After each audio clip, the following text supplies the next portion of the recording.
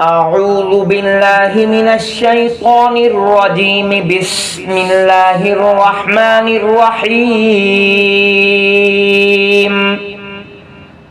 الحمد لله الذي أنزل على عبده الكتاب ولم يجعل له عوجا قيما لينذر بأسا شديدا من لدنه ويبشر المؤمنين الذين يعملون الصالحات أن لهم أجرا حسنا ماكثين فيه أبدا وينذر الذين قالوا اتخذ الله ولدا ما لهم به من علم ولا لآبائهم كبرت كلمة تخرج من أفواههم إن يقولون إلا كذبا فلعلك باخع نفسك على آثارهم إن لم يؤمنوا بهذا الحديث أسفا إنا جعلنا ما على الأرض زينة لها لنبلوهم أيهم أحسن عملا وإنا لجاعلون ما عليها صعيدا جرزا أم حسبت أن أصحاب الكهف والرقيم كانوا من آياتنا عجبا إذ أوى الفتية إلى الكهف فقالوا ربنا آتنا من لدنك رحمة وهيئ لنا من أمرنا رشدا فضربنا على آذانهم في الكهف سنين عددا ثم بعثناهم لنعلم أي الحزبين أحصى لما لبثوا أمدا نحن نقص عليك نبأهم بالحق إنهم فتية آمنوا بربهم وزدناهم هدى وربطنا على قلوبهم إذ قاموا فقالوا ربنا رب السماوات والأرض لن ندعو من دونه إلها لقد قلنا إذا شططا هؤلاء قوم اتخذوا من دونه آلهة لولا يأتون عليهم بسلطان بين فمن أظلم ممن افترى على الله كذبا وإذ اعتزلتموهم وما يعبدون إلا الله فأووا إلى الكهف ينشر لكم ربكم من رحمته ويهيئ لكم من أمركم مرفقا وترى الشمس إذا طلعت تزاور عن كهفهم ذات اليمين وإذا غربت تقرضهم ذات الشمال وهم في فجوة منه ذلك من آيات الله من يهد الله فهو المهتد ومن يضلل فلن تجد له وليا مرشدا وتحسبهم أيقاظا وهم رقود ونقلبهم ذات اليمين وذات الشمال وكلبهم باسط ذراعيه بالوصيد لو اطلعت عليهم لوليت منهم فرارا ولملئت منهم رعبا وكذلك بعثناهم ليتساءلوا بينهم قال قائل منهم كم لبثتم قالوا لبثنا يوما أو بعض يوم قالوا ربكم أعلم بما لبثتم فبعثوا أحدكم بورقكم هذه إلى المدينة فلينظر أيها أزكى طعاما فليأتكم برزق منه وليتلطف ولا يشعرن بكم أحدا إنهم إن يظهروا عليكم يرجموكم أو يعيدوكم في ملتهم ولا تفلحوا إذا أبدا وكذلك أعثرنا عليهم ليعلموا أن وعد الله حق وأن الساعة لا ريب فيها إذ يتنازعون بينهم أمرهم فقالوا بنوا عليهم بنيانا ربهم أعلم بهم قال الذين غلبوا على أمرهم لنتخذن عليهم مسجدا سيقولون ثلاثة رابعهم كلبهم ويقولون خمسة سادسهم كلبهم رجما بالغيب ويقولون سبعة وثامنهم كلبهم قل ربي أعلم بعدتهم ما يعلمهم إلا قليل فلا تمار فيهم إلا مراء ظاهرا ولا تستفت فيهم منهم أحدا ولا تقولن لشيء إني فاعل ذلك غدا إلا أن يشاء الله واذكر ربك إذا نسيت وقل عسى أن يهديني ربي لأقرب من هذا رشدا ولبثوا في كهفهم 300 سنين وازدادوا 9 قل الله أعلم بما لبثوا له غيب السماوات والأرض أبصر به وأسمع ما لهم من دونه من ولي ولا يشرك في حكمه أحدا واتل ما أوحي إليك من كتاب ربك لا مبدل لكلماته ولا تجد من دونه ملتحدا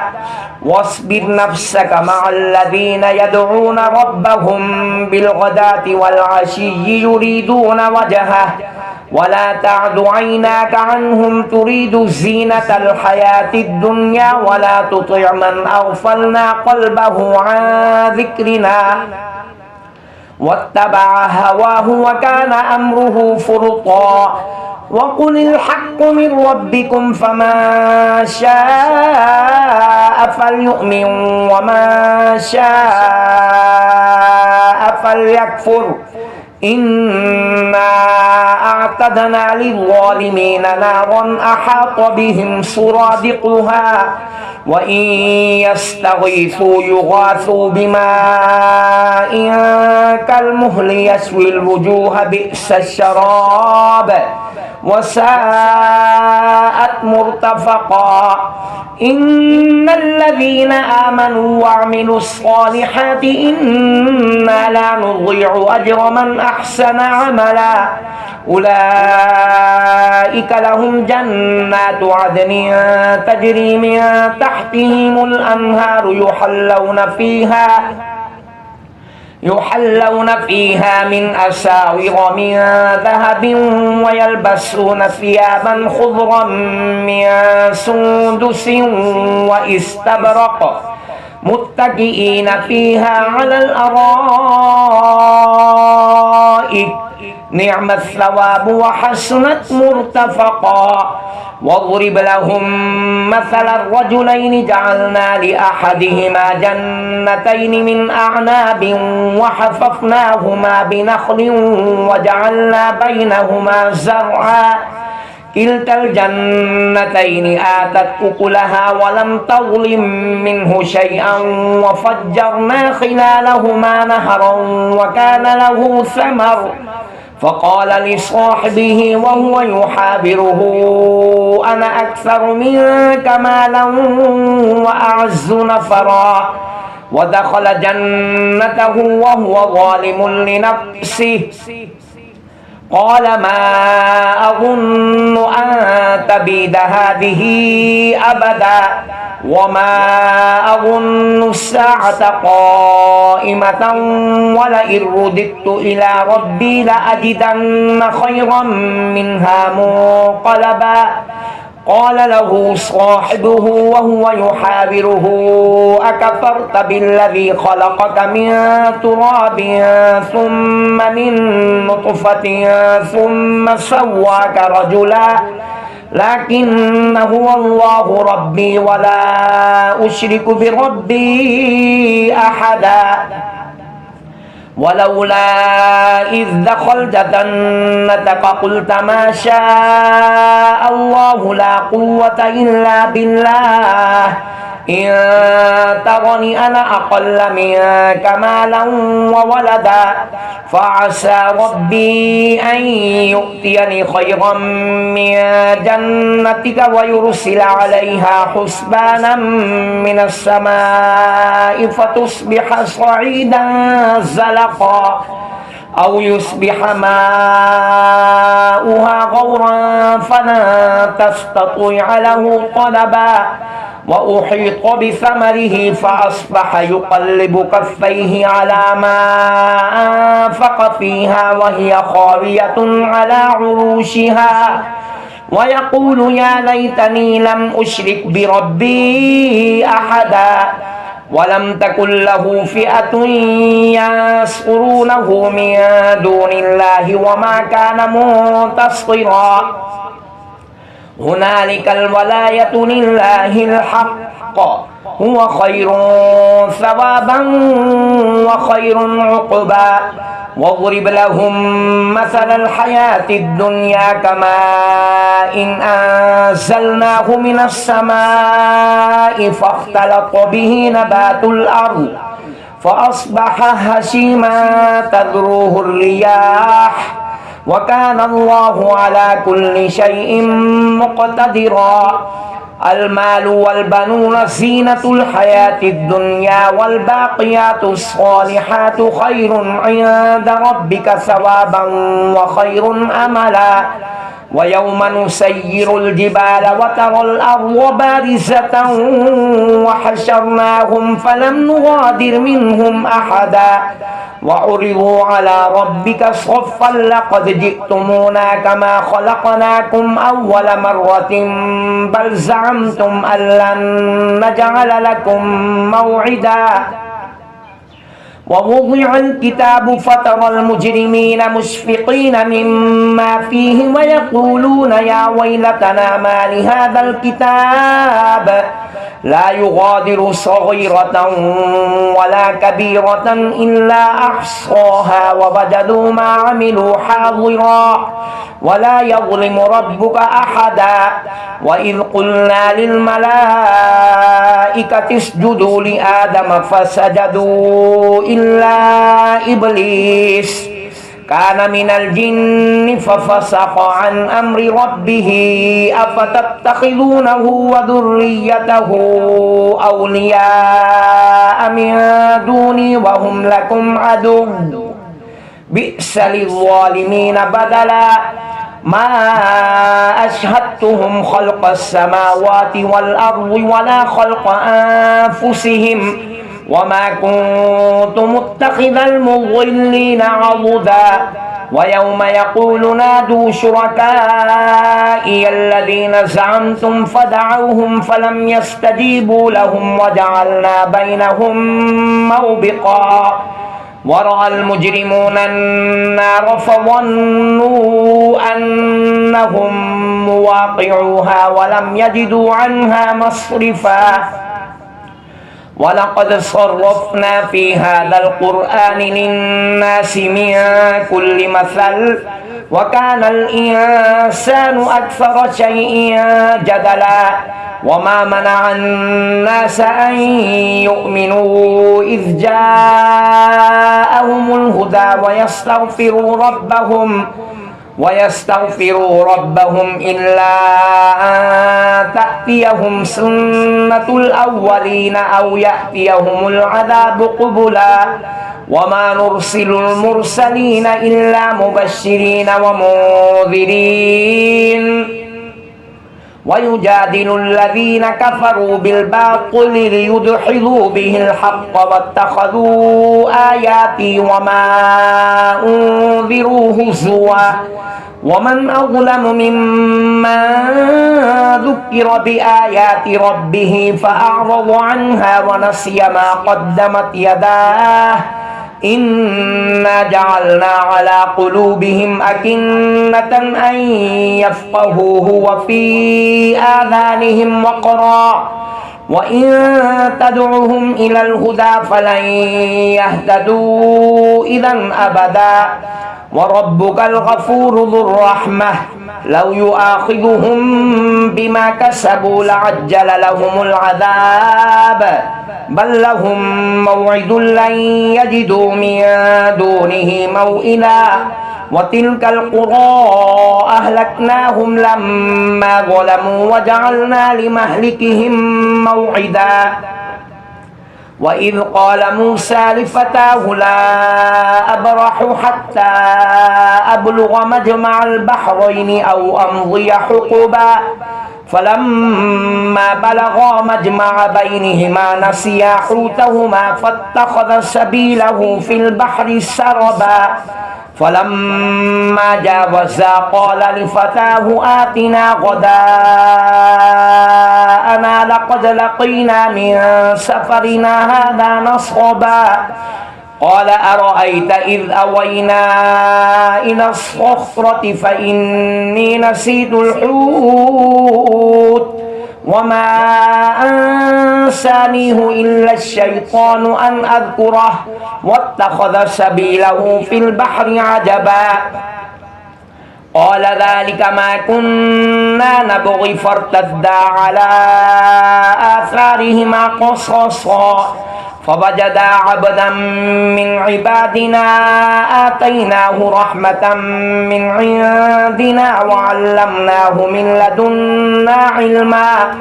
قال له موسى هل أتبعك على أن تعلمني مما علمت رشدا قال إنك لن تستطيع معي صبرا وكيف تصبر على ما لم تحط به خبرا قال ستجدني إن شاء الله صابرا ولا أعصي لك أمرا قال فإن اتبعتني فلا تسألني عن شيء حتى أحدث لك منه ذكرا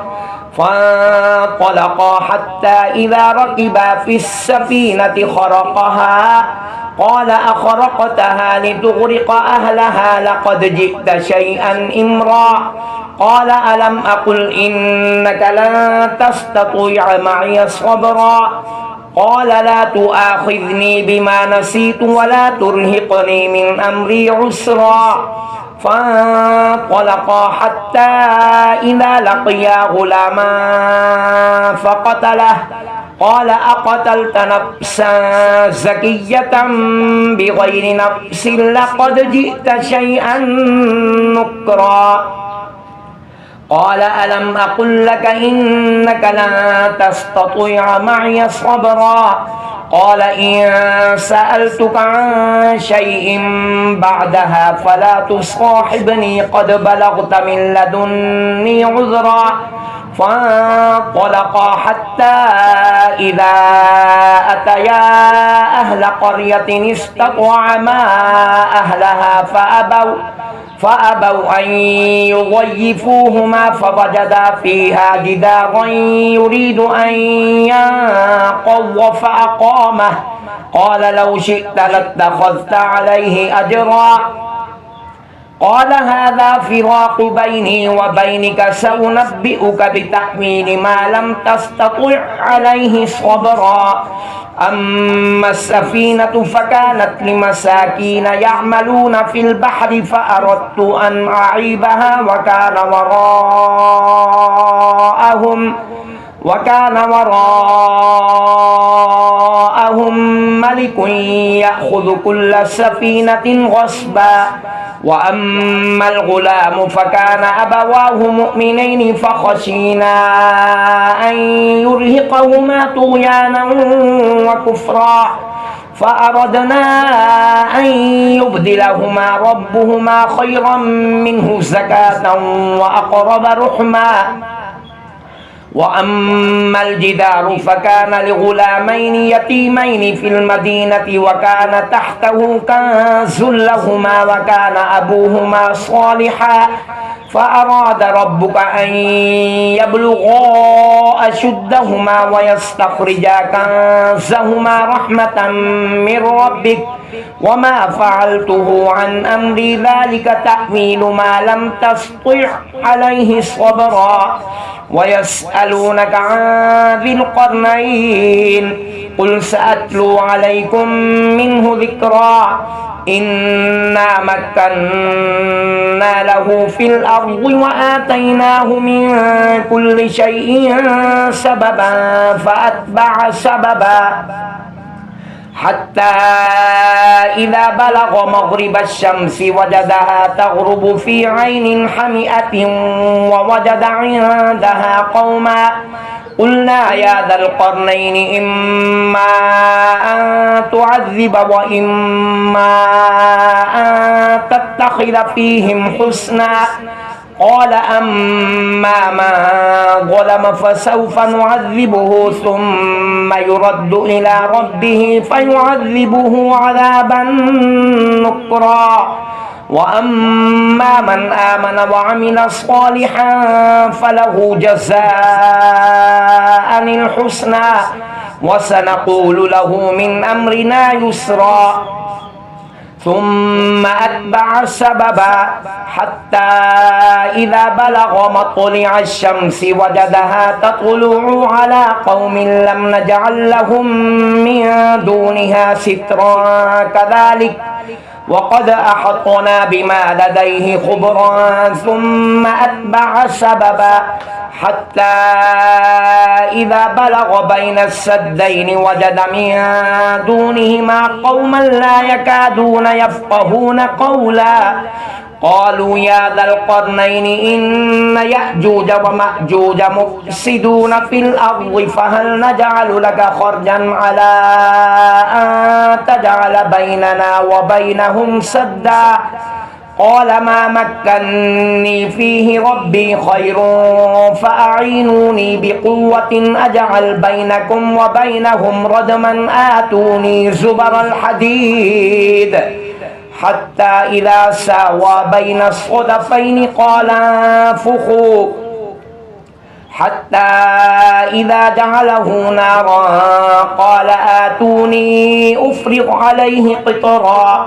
فما استطاعوا أن يظهروه وما استطاعوا له نقبا قال هذا رحمة من ربي فإذا جاء وعد ربي جعله دكاء وكان وعد ربي حقا وتركنا بعضهم يومئذ يموج في بعض ونفخ في الصور فجمعناهم جمعا وعرضنا جهنم يومئذ للكافرين عرضا الذين كانت أعينهم في غطاء عن ذكري وكانوا لا يستطيعون سمعا أفحسب الذين كفروا أن يتخذوا عبادي من دوني أولياء إنا أعتدنا جهنم للكافرين نزلا قل هل ننبئكم بالأخسرين أعمالا الذين ضل سعيهم في الحياة الدنيا وهم يحسبون أنهم يحسنون صنعا أولئك الذين كفروا بآيات ربهم ولقائه فحبطت أعمالهم فلا نقيم لهم يوم القيامة وزنا ذلك جزاؤهم جهنم بما كفروا واتخذوا آياتي ورسلي هزوا إن الذين آمنوا وعملوا الصالحات كانت لهم جنات الفردوس نزلا خالدين فيها لا يبغون عنها حولا قل لو كان البحر مدادا لكلمات ربي لنفد البحر قبل أن تنفد كلمات ربي ولو جئنا بمثله مددا قل إنما أنا بشر مثلكم يوحى إلي أنما إلهكم إله واحد فمن كان يرجو لقاء ربه فليعمل عملا صالحا ولا يشرك بعبادة ربه أحدا صدق الله العظيم